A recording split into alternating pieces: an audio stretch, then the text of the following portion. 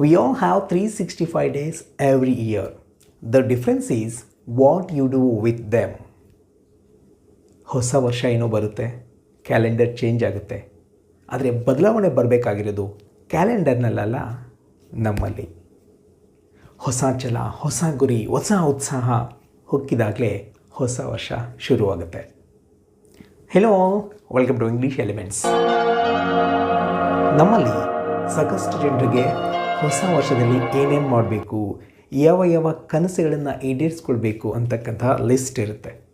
ರೆಸೊಲ್ಯೂಷನ್ಸನ್ನು ಇಟ್ಕೊಂಡಿರ್ತಾರೆ. ಹೊಸ ವರ್ಷ, ಹೊಸ ದಿನ, ಹೊಸ ಉತ್ಸಾಹದಿಂದ ಶುರು ಮಾಡ್ತಾರೆ.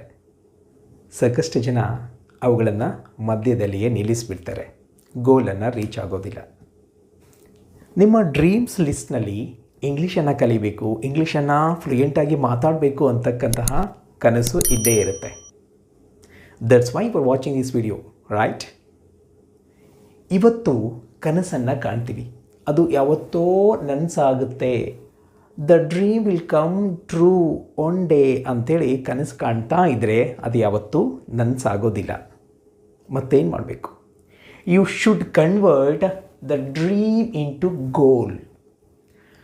ಕನಸನ್ನು ಒಂದು ಗುರಿಯನ್ನಾಗಿ ಬದಲಾಯಿಸ್ಕೊಳ್ಬೇಕು. ಕನಸಿಗೆ ಒಂದು ಡೆಡ್ಲೈನನ್ನು ಕೊಟ್ಟು ಫಿಕ್ಸ್ಡ್ ಡೇಟ್, 2 ದಿನಗಳ ಒಳಗೆ ಆ ಕೆಲಸವನ್ನು ಮಾಡಬೇಕು, ಆ ಗುರಿಯನ್ನು ತಲುಪಬೇಕು ಅಂತಕ್ಕಂತಹ ಫಿಕ್ಸ್ಡ್ ಡೇಟನ್ನು ಕೊಟ್ಟಾಗ ಅದು ಗೋಲ್ ಆಗುತ್ತೆ. ಡ್ರೀಮನ್ನು ಡೇಟ್ ಜೊತೆಗೆ ಅಸೋಸಿಯೇಟ್ ಮಾಡಿ ಬರೆದಾಗ ಅದು ಗುರಿ ಆಗುತ್ತೆ. ಡ್ರೀಮ್ ಅಂತಂದರೆ ಅದು ಡ್ರೀಮ್ ಆಗೇ ಇರುತ್ತೆ. ಅದನ್ನು ಗೋಲ್ ಆಗಿ ಕನ್ವರ್ಟ್ ಮಾಡಬೇಕು ಅಂತಂದರೆ ಎಷ್ಟು ದಿನಗಳ ಒಳಗೆ ಆ ಗೋಲನ್ನು ರೀಚ್ ಆಗಬೇಕು ಅಂತಕ್ಕಂತಹ ಟೈಮ್ ಇರಬೇಕು, ಜೊತೆಗೆ ಅದನ್ನು ಬರೀಲೇಬೇಕು. ಆಗಲೇ ಅದು ಗೋಲ್ ಆಗುತ್ತೆ. ಆ ಗೋಲನ್ನು ರೀಚ್ ಮಾಡಲಿಕ್ಕೆ ಸ್ಟೆಪ್ಸನ್ನು ಅನುಸರಿಸ್ತಾ ಹೋದರೆ ಅದು ಪ್ಲ್ಯಾನ್ ಆಗುತ್ತೆ. ಆ ಪ್ಲ್ಯಾನನ್ನು ಸಿಸ್ಟಮೆಟಿಕ್ ಆಗಿ ರೈಟ್ ವೇನಲ್ಲಿ ದಿನಾಲು ಆ್ಯಕ್ಷನನ್ನು ತೆಗೆದುಕೊಳ್ತಾ ಹೋದರೆ ಅದು ಡ್ರೀಮನ್ನು ಟ್ರೂ ಮಾಡುತ್ತೆ, ಕನಸನ್ನು ನನಸಾಗಿಸುತ್ತೆ. Listen carefully, I repeat. A dream written down with a date becomes a goal. A goal broken down into steps becomes a plan. A plan backed by actions make your dream come true. ನಿಮ್ಮ dream ಏನೇ ಇರಲಿ ಇದು ಅನ್ವಯಿಸುತ್ತೆ. ಮತ್ತು ಇಂಗ್ಲೀಷನ್ನು ಕಲಿಬೇಕು ಅಂತ ಕನಸನ್ನು ನೀವು ಹೊಂದಿದರೆ ಈ ಪ್ಲ್ಯಾನ್ ಯಾವ ಥರ ವರ್ಕ್ ಆಗುತ್ತೆ? ಇಂಗ್ಲೀಷನ್ನು ಕಲೀಲೇಬೇಕು ಅಂತಕ್ಕಂಥ ಡ್ರೀಮನ್ನು ಆ್ಯಕ್ಷನ್ಗೆ ಕನ್ವರ್ಟ್ ಮಾಡಿದಾಗ ಯಾವ ಥರ ಅದು ನೆರವೇರುತ್ತೆ ಅನ್ನೋದನ್ನು ಇವತ್ತಿನ ವಿಡಿಯೋದಲ್ಲಿ ಡೀಟೇಲ್ ಆಗಿ ಡಿಸ್ಕಸ್ ಮಾಡ್ತಾ ಇದ್ದೇವೆ. ಲುಕ್ ಹಿಯರ್, ನಿಮಗೆ ಇಂಗ್ಲೀಷನ್ನು ಕಲಿಬೇಕು ಅಂತಕ್ಕಂಥ ಡ್ರೀಮ್ ಇದೆ. ಇವತ್ತು ಆ ಡ್ರೀಮ್ ಇದೆ, ಅದು ನೆರವೇರುತ್ತೆ, ಒನ್ ಡೇ ಅದು ಆಗುತ್ತೆ ಅಂಥೇಳಿ ಅಂದ್ಕೊಳ್ತಾ ಕುಳಿತರೆ ಅದು ಯಾವತ್ತೂ ನೆರವೇರೋದಿಲ್ಲ. ಮತ್ತೇನು ಮಾಡಬೇಕು? ಆ ಡ್ರೀಮನ್ನು ಗೋಲಾಗಿ ಕನ್ವರ್ಟ್ ಮಾಡಲಿಕ್ಕೆ ಒಂದು ಫಿಕ್ಸ್ಡ್ ಡೇಟನ್ನು ಇಟ್ಕೊಳ್ಬೇಕು. ಇವತ್ತಿಂದ 3 months ಕ್ಯಾಲ್ಕುಲೇಟ್ ಮಾಡಿ, ಅದು ಡೆಡ್ಲೈನ್. ಆ ದಿನದ ಒಳಗಡೆ ನಾನು ಆ್ಯಕ್ಷನನ್ನು ತಗೋಬೇಕು. 3 months ಇಂಗ್ಲೀಷನ್ನು ಕಲೀಲಿಕ್ಕೆ ನಾವು ಫಿಕ್ಸ್ ಮಾಡ್ಕೊಳ್ತಕ್ಕಂಥ ಟೈಮ್ ಯಾವುದು? 3 months. 3 months ಒಳಗಡೆ ಸಾಧ್ಯವಿದ್ದಷ್ಟು ನಾನು ಫ್ಲೂಯೆಂಟ್ ಆಗಬೇಕು ಅಂತಕ್ಕಂತಹ ಗೋಲ್. ಯಾವಾಗ ಡ್ರೀಮ್ಗೆ ಡೇಟನ್ನು ಕೊಡ್ತೀವೋ ಅದು ಗೋಲ್ ಆಗುತ್ತೆ. ಆ ಗೋಲನ್ನು ಸ್ಟೆಪ್ಸ್ಗಳಾಗಿ ಡಿವೈಡ್ ಮಾಡಿದಾಗ ಒಂದು ಪ್ಲ್ಯಾನ್ ಸಿಗುತ್ತೆ. ಇಲ್ಲಿರ್ತಕ್ಕಂಥ ಗೋಲನ್ನು ರೀಚ್ ಆಗಲಿಕ್ಕೆ 21 days ಪ್ಲ್ಯಾನನ್ನು ಮಾಡ್ತಾಯಿದ್ದೀವಿ. ಏನಿದು 21 days ಪ್ಲ್ಯಾನ್? ಈ ಪ್ಲ್ಯಾನನ್ನು ದಿನಾಲೂ ಫಾಲೋ ಮಾಡೋದ್ರಿಂದ, ದಿನಾಲೂ ಆ ಹ್ಯಾಬಿಟನ್ನು ಪ್ರಾಕ್ಟೀಸ್ ಮಾಡೋದ್ರಿಂದ ನಾವು ಫಿಕ್ಸ್ ಮಾಡ್ಕೊಂಡಿರ್ತಕ್ಕಂಥ ಟೈಮ್ ಒಳಗಡೆ ನಮ್ಮ ಗೋಲನ್ನು ರೀಚ್ ಆಗ್ತೀವಿ. ಖಂಡಿತ ಇಂಗ್ಲೀಷ್ನಲ್ಲಿ ಫ್ಲೂಯೆಂಟ್ ಆಗ್ತೀವಿ. How? Let's see. Here is the plan 2024. ಈ 24 ಗಮನಿಸಿ.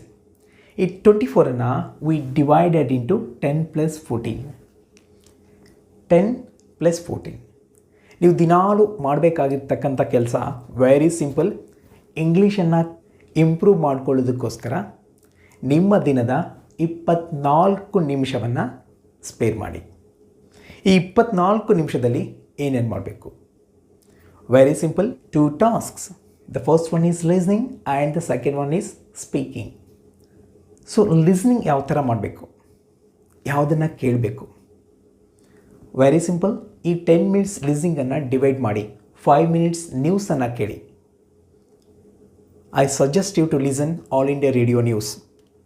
ಗೂಗಲಲ್ಲಿ ನೀವು ಸರ್ಚ್ ಮಾಡಿದರೆ ಡೈಲಿ ನ್ಯೂಸ್ ನಿಮಗೆ ಸಿಗ್ತಾ ಇರ್ತವೆ. ಇಂಗ್ಲೀಷಲ್ಲಿ ಅಟ್ಲೀಸ್ಟ್ 5 ಮಿನಿಟ್ಸ್ ಡೈಲಿ ನ್ಯೂಸನ್ನು ಫಾಲೋ ಆಗಿ. ಸೆಕೆಂಡ್ ಒನ್, ನಿಮ್ಮ ಇಂಟ್ರೆಸ್ಟ್ ಯಾವುದು ಸಬ್ಜೆಕ್ಟ್ ಇರ್ಬೋದು ಅದ್ರ ಬಗ್ಗೆ 5 ನಿಮಿಷ ಕೇಳಿ. ಫಾರ್ ಎಕ್ಸಾಂಪಲ್, ನಿಮ್ಮ ಸಬ್ಜೆಕ್ಟ್ ನಿಮಗೆ ಇಂಟ್ರೆಸ್ಟಿಂಗ್ ಆಗಿರ್ತಕ್ಕಂಥ ವಿಷಯ ಸ್ಪೋರ್ಟ್ಸ್ ಆಗಿದ್ದರೆ ಡೈಲಿ ಸ್ಪೋರ್ಟ್ಸ್ ಬಗ್ಗೆ 5 ನಿಮಿಷ ಕೇಳಿ. ಅಥವಾ ನಿಮಗೆ ಇಂಟ್ರೆಸ್ಟ್ ಆಗಿರ್ತಕ್ಕಂಥ ವಿಷಯ ಪೇಂಟಿಂಗ್ಸ್ ಆಗಿರ್ಬೋದು, ಬುಕ್ಸ್ ಆಗಿರ್ಬೋದು, ಯಾವುದೇ ಇರಲಿ, ನಿಮಗೆ ಇಂಟ್ರೆಸ್ಟಿಂಗ್ ಆಗಿರ್ತಕ್ಕಂಥ ವಿಷಯದ ಬಗ್ಗೆ ಇಂಗ್ಲೀಷ್ನಲ್ಲಿ 5 ನಿಮಿಷ ಕೇಳಿ. ಯೂಟ್ಯೂಬ್ನಲ್ಲಿ ನಿಮಗೆ ಇಂಟ್ರೆಸ್ಟ್ ಆಗಿರ್ತಕ್ಕಂಥ ವಿಷಯನ ಸರ್ಚ್ ಮಾಡಿದರೆ ಸಾಕಷ್ಟು ವೀಡಿಯೋಸ್ ಬರ್ತವೆ. ಅವುಗಳನ್ನು ಅಟ್ಲೀಸ್ಟ್ 5 ಮಿನಿಟ್ಸ್ ಕೇಳಿ.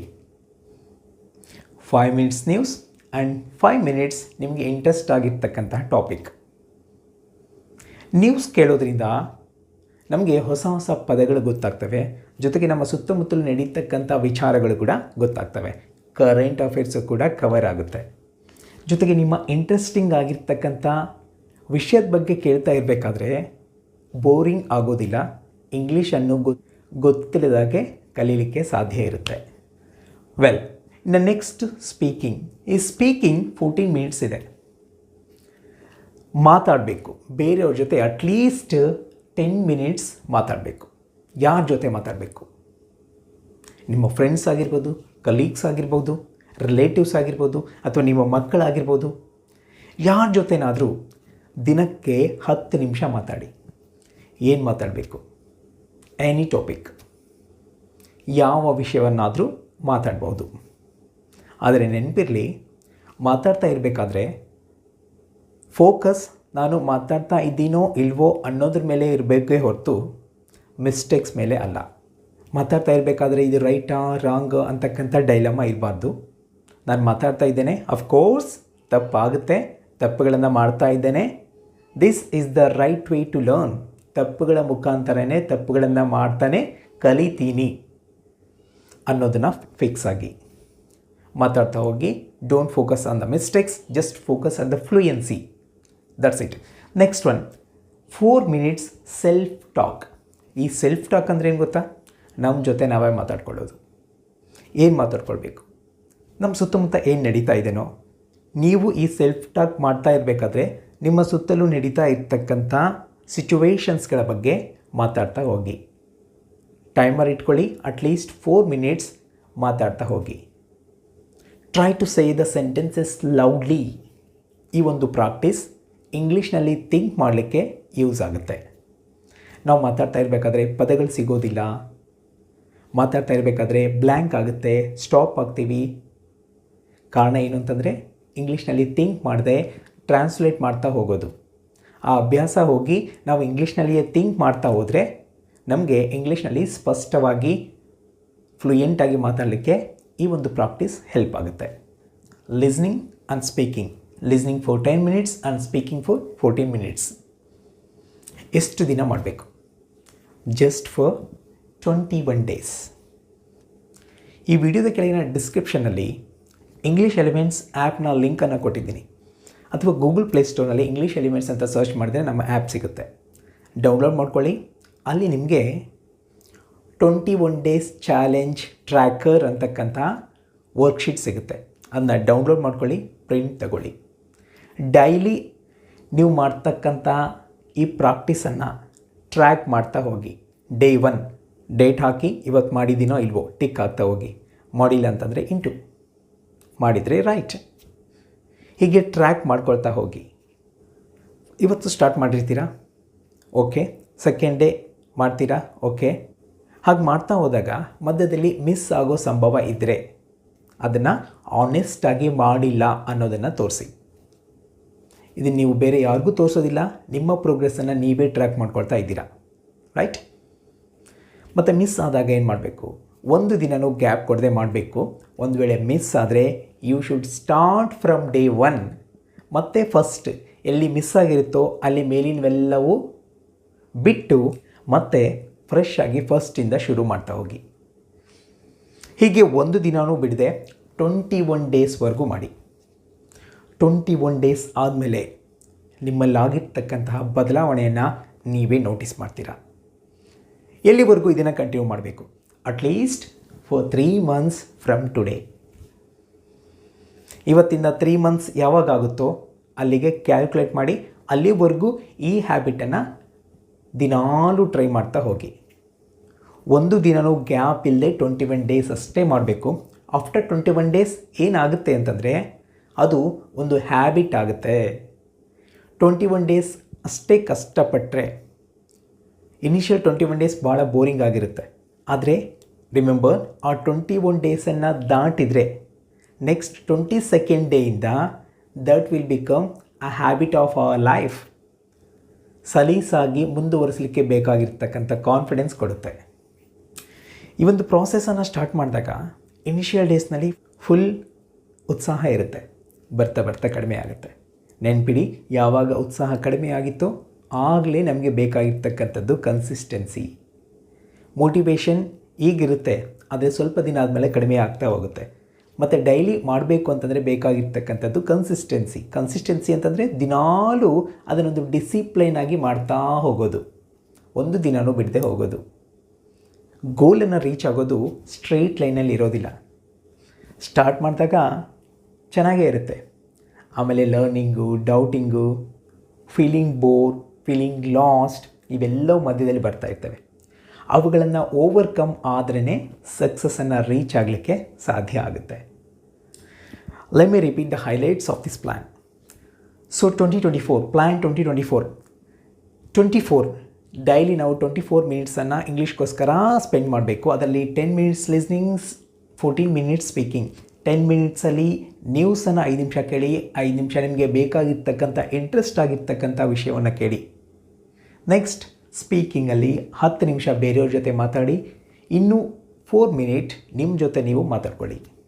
ಈ ಹ್ಯಾಬಿಟನ್ನು ಡೈಲಿ ಮಾಡ್ತಾ ಹೋಗಬೇಕು. Day 1, day 2, day 3, day 4 up to 21 days. 21 days ಚಾಲೆಂಜನ್ನು ಫಿನಿಷ್ ಮಾಡಿದ ಮೇಲೆ ನೆಕ್ಸ್ಟ್ 22nd ಡೇಯಿಂದ ಈಸಿಯಾಗಿ ಮಾಡ್ತಾ ಹೋಗ್ಬೋದು. ಎಲ್ಲಿವರೆಗೂ? At least for 3 months.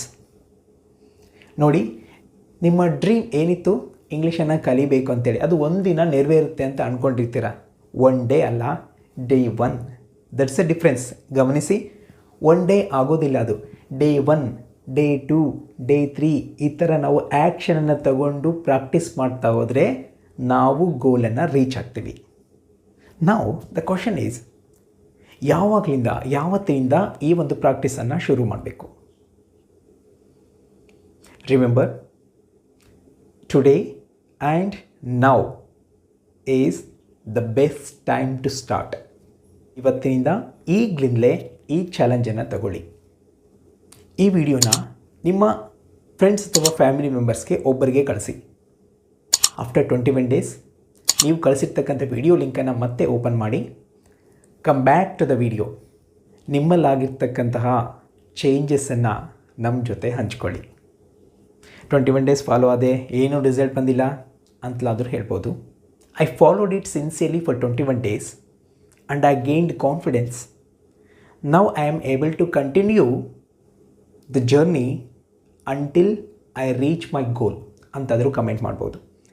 ಬಟ್ ನೀವೇನೇ ಕಾಮೆಂಟ್ ಮಾಡಬೇಕು ಅಂದ್ರೂ ಈ 21 ಡೇಸ್ ಈ ಪ್ರಾಕ್ಟೀಸನ್ನು ಮಾಡಲೇಬೇಕು. Now it's time to take action.